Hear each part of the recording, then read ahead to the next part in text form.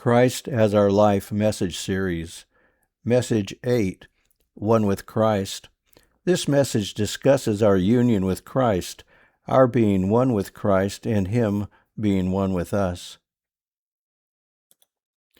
Being one with Christ. The Scriptures tell us that we are one with Christ and He is one with us. It's spoken of numerous times, especially in the book of John. So what does it mean to be one with Christ and have Him be one with us? In Romans chapter 6, God made us objectively to be one with Christ. He terminated, crucified Adam as the source of our life, and we received Christ's life as our new life. It is the work God accomplished for us at the cross.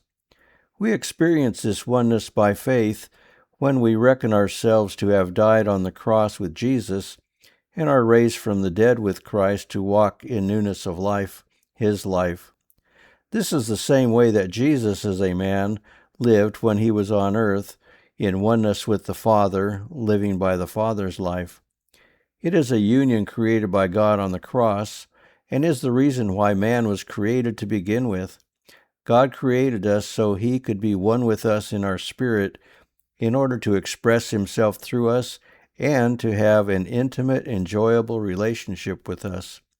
I believe Adam would have received God's life in his spirit had he eaten from the tree of life. It is important to remember that we are called to walk as one with Christ, not being separate from Him.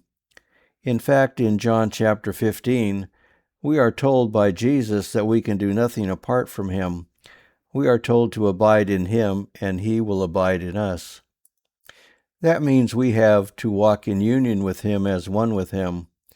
And this is accomplished by grace through faith. It's a matter of our faith being applied to the finished work of the cross. When we experience the exchanged life, we will learn to walk in union with Christ, living by His life. This cannot happen if we are living with Adam as the source of our life. We do not receive the righteousness of Christ separate from Him, but rather when we experience Christ as our life, we naturally experience His righteousness working in us. The same is true of His patience, of His love, of everything that is true of Him. This is really what it means to be led by the Spirit, or walk after the Spirit, or walk in newness of life. We live in union as one with Christ and experience His life by grace through faith. Living with Christ as our life is a dynamic living. It is a moment-by-moment experience, just like living with Adam as our life was a moment-by-moment experience. Again, it is not a matter of our effort, but a matter of God, by grace, doing in us and for us what we are not able to do for ourselves. The life of a Christian is a life of grace through faith. If we could live the Christian life apart from God's grace, we could boast about our living. But we will never be able to do that.